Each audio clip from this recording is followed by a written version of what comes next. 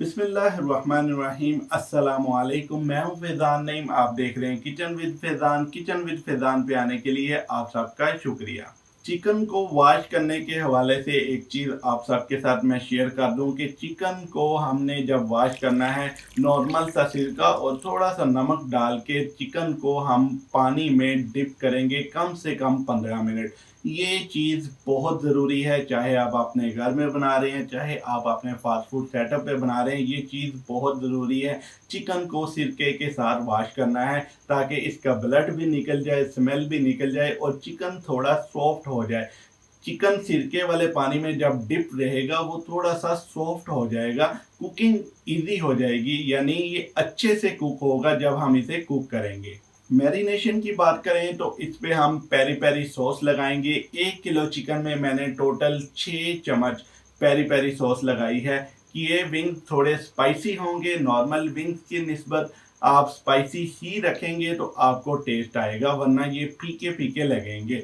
इसलिए इसमें 6 चम्मच 1 किलो विंग्स में पेरी पेरी सॉस यूज़ की है और इसके अंदर मैंने पेरी पेरी सॉस इंजेक्ट भी की है। चिकन को मैरिनेट करने के हवाले से एक चीज़ का ज़रूर ख्याल रखिएगा, चाहे आप अपने घर में बना रहे हैं, चाहे आप अपने फास्ट फूड सेटअप पे बना रहे हैं, तो चिकन को मैरिनेट करके कम से कम 1 से 1.5 घंटा रेस्ट लाजमी दें ताकि ये जो मैरिनेशन है इसके अंदर अच्छे से रच जाए। दूसरा, मैरिनेशन करने टाइम जो पानी यूज़ करना है वो बिल्कुल नॉर्मल सा पानी यूज़ करना है। हमने छप्पड़ नहीं लगा देना, बिल्कुल नॉर्मल सा पानी यूज़ करना है। पानी यूज़ करना ज़रूरी है क्योंकि ये थिक होती है मैरिनेशन, तो ये अच्छे से चिकन के अंदर नहीं जाएगी। इसलिए पानी, कोई भी चिकन को मैरिनेट किया जाता है किसी भी मैरिनेशन के साथ, तो उसमें पानी लाजमी यूज़ किया जाता है ताकि ये जो मैरिनेशन है ये चिकन के अंदर अच्छे से रच जाए। बिल्कुल नॉर्मल सा पानी यूज़ करना है। ज़्यादा पानी यूज़ करेंगे तो ये मैरिनेशन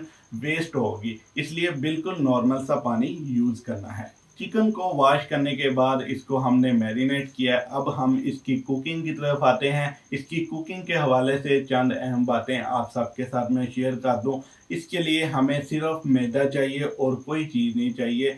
मैदे के साथ हम इसको कोट करेंगे और फ्राई करेंगे।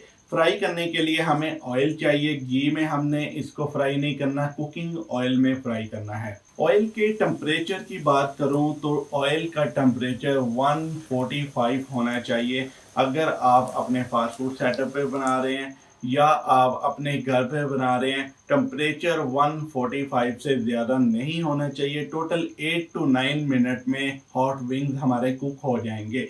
अगर आप ज़्यादा टेम्परेचर रखेंगे तो ये जल जाएंगे, ऊपर वाली लेयर इसकी कुक हो जाएगी, अंदर से ये कच्चे रह जाएंगे। अगर आप अपने फास्ट फूड सेटअप पे ये चीज़ सेल करना चाहते हैं तो आपको फ्रायर की ज़रूरत पड़ेगी, जो इलेक्ट्रिकली और कंट्रोल होता है, और जो हीट होती है वो गैस पे ही होती है। कंट्रोलर होते हैं, टेम्परेचर सेट किया जाता है, वो उससे ज़्यादा टेम्परेचर नहीं करता, एकदम परफेक्ट चीज़ तैयार होती है। अगर आप अपने फास्ट फूड सेटअप पे ये वैरायटी सेल करना चाहते हैं तो आपको फ्रायर की ज़रूरत पड़ेगी, जिसमें आप ginger shawarma, ginger burger, hot wing या कोई भी चीज़ फ्राई करके सेल कर सकते हैं। फ्रायर का जो टेम्परेचर रखा जाएगा वो 145 रखा जाएगा। याद रखिएगा, अगर आपका टेम्परेचर 145 आप सेट करते हैं फ्रायर पे, तो जो अंदर का टेम्परेचर होगा 10 एक्स्ट्रा होगा। यानी अगर आप 145 टेम्परेचर सेट करते हैं तो जो अंदर का टेम्परेचर है वो 8 to 10 एक्स्ट्रा होगा, 155 होगा। इसलिए 145 टेम्परेचर रखेंगे और 145 टेम्परेचर पे टोटल 8 मिनट कुक होंगे। ये हॉट विंग और जिंगर के पीस, जो थाई के पीस होते हैं, वो 8 मिनट कुक होंगे और जो चिकन के फुल पीस होते हैं वो तकरीबन 12 से 14 मिनट कुक होते हैं। टेम्परेचर 145 ही होता है। अब बात करते हैं, अगर आपका सेटअप छोटा है, आप ये वैरायटी को ऐड करना चाहते हैं, जिंगर की, ginger shawarma, ginger burger, hot wing या चिकन पीस, तो आपके पास बजट कम है, आप फ्रायर अफोर्ड नहीं कर सकते, उसमें जो ऑयल डालना है वो अफोर्ड नहीं कर सकते, तो आप किस तरह से ये वैरायटी अपने फास्ट फूड सेटअप पे सेल करेंगे बना के। ये बात तो है, अगर आप 16 लीटर वाला फ्राई लेते हैं तो उसमें 16 लीटर ऑयल डालना पड़ेगा। अगर 8 लीटर वाला भी लेते हैं उसमें 8 लीटर डालना पड़ेगा, या इससे बड़ा कोई लेते हैं तो उसमें उतना ऑयल डालना पड़ेगा। फिर वो चीज़ काम करेगी, वो परफेक्ट टेम्परेचर होगा और उस पे फिर कुकिंग होगी। आप ये सारी चीज़ें मैनुअली भी कंट्रोल कर सकते हैं, मैनुअली भी तैयार करके इसको सेल कर सकते हैं, अपने घर में बना के एंजॉय कर सकते हैं। लास्ट जो कमर्शियल वीडियोस हमने बनाई हैं, जो आप देखते हैं, उसमें सारा कुछ फ्रायर में किया हुआ है। अब मैनुअली मैं आप सबको करके दिखाऊंगा, ताकि आप सबको इस चीज़ का भी पता चल जाए कि ये सारी चीज़ों को मैनुअली किस तरह से तैयार करना है, कैसे टेम्परेचर को कंट्रोल करना है, कैसे इनको हमने फ्राई करना है। ये जो मैनुअली कंट्रोल करने वाला कुलिया है, ये आप अपने फास्ट फूड सेटअप पे भी यूज़ कर सकते हैं और अपने घर में भी यूज़ कर सकते हैं, सेम मेथड रहेगा। इसके लिए जो हमने हीट यूज़ करनी है वो हाई नहीं होनी चाहिए, मीडियम से भी कम होनी चाहिए। लो से थोड़ी ज़्यादा, मीडियम से भी कम हीट पे हम ऑयल को गर्म करेंगे। जल्दबाजी में ऑयल को गर्म नहीं करना। ऑयल भी मीडियम से कम, नॉर्मल सी जो फ्लेम है उस पे गर्म होगा, टाइम लगा के गर्म होगा, ताकि ऑयल जले ना। अगर आप ऐसा करेंगे कि हाई फ्लेम पे ऑयल आपने गर्म किया और ऑयल जल्दी गर्म हो जाए, ऐसा नहीं होगा। उससे आपका ऑयल जलेगा या उससे आपकी जो प्रोडक्ट है वो ठीक से नहीं बनेगी। इसलिए मीडियम से भी कम, नॉर्मल सी फ्लेम पे हम ये सारा प्रोसीजर करेंगे। मीडियम से कम फ्लेम पे हमारा ऑयल गर्म होगा और इसकी मीडियम से कम फ्लेम पे ही कुकिंग होगी 8 to 9 मिनट। इसके लिए आपको टेम्परेचर गेज की ज़रूरत पड़ेगी। अगर ये सारा कुछ आप मैनुअली कंट्रोल करना चाहते हैं, ये टेम्परेचर गेज इजीली जो चूल्हे वाली मेन मार्केटें होती हैं वहाँ से मिल जाती हैं इजीली, और नॉर्मल सी प्राइस होती है, ज़्यादा महंगी भी नहीं होती, डिजिटल भी मिल जाती है और एनालॉग भी मिल जाती है। टेम्परेचर गेज की आपको ज़रूरत पड़ेगी, उसके बगैर आपको थोड़ी सी मुश्किल होगी। अगर आप टेम्परेचर गेज ले लें, और ये बेस्ट रहेगा, मैनुअली कंट्रोल करने के हवाले से आपको हेल्प मिलेगी टेम्परेचर गेज से। फ्राइंग के हवाले से एक और इम्पोर्टेंट बात, जब आपने फर्स्ट टाइम ऑयल डाला और इसमें पीस आपने फ्राई कर लिए, तो इससे जो मैदा उतरेगा वो बर्तन के बॉटम में इकट्ठा हो जाएगा, ऑयल के अंदर मैदा मिक्स हो जाएगा और बाद में ये बर्तन के बॉटम में इकट्ठा हो जाएगा। इसलिए फ्लेम को मीडियम रखना है, मीडियम से भी लो रखना है, यानी नॉर्मल सी फ्लेम रखेंगे ताकि मैदा ना जले।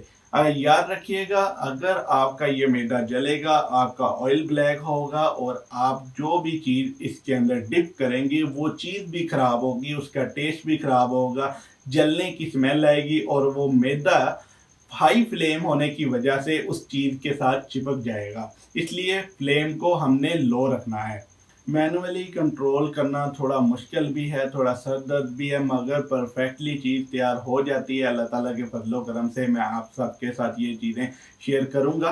फ्राइंग के हवाले से अगली बात करते हैं कि इसमें हमने 2 बार यानी 2 डीलें लगा ली या 2 पूर लगा लिए पीसों के। उसके बाद हमने ऑयल को फ़िल्टर भी करना है। याद रखिएगा, जब पीस आप ऑयल में डिप करेंगे तो उससे जो मैदा उतरेगा वो बर्तन के बॉटम में इकट्ठा हो जाएगा। अगर आप इसे फ़िल्टर नहीं करेंगे, ऐसे ही यूज़ करते रहेंगे, तो वो मैदा जलता रहेगा, वो आपके ऑयल को भी ख़राब करेगा, आपके पीसों को भी ख़राब करेगा, उससे स्मेल उठेगी और आपके पीस सही से कुक नहीं होंगे, आपके पीस जो हैं वो जल जाएंगे, और अगर आपकी फ्लेम हाई हुई वो मैदा आपके पीसों के साथ चिपक जाएगा, टेस्ट सही नहीं आएगा। इसलिए 2 बार पीस फ्राई करने के बाद हम ऑयल को लाजमी फ़िल्टर भी करेंगे। फ़िल्टर करने का तरीका है कि हम इसे थोड़ी देर रख दें फ्लेम ऑफ करके, उसके बाद हम ऑयल को ऊपर ऊपर से दूसरे बर्तन में शिफ्ट कर लें और जो नीचे मैदा है वो हम वेस्ट कर दें, इजीली फ़िल्टर हो जाएगा। फ़िल्टर करने का ये बिल्कुल आसान सा तरीका है। बाद में हम उसी ऑयल को बर्तन में डालेंगे, उसे लो फ्लेम पे हीट करेंगे। प्री हीट होने के बाद हम उसमें अपने विंग्स या جو بھی زنگر کے پیس ہم نے فرائی کرنے ہیں وہ فرائی کر سکتے ہیں، مگر یہ چیز بہت ضروری ہے کہ آپ 2 بار پیس لگانے کے بعد اس کو لازمی فلٹر کریں اگر پرفیکٹ چیز چاہیے۔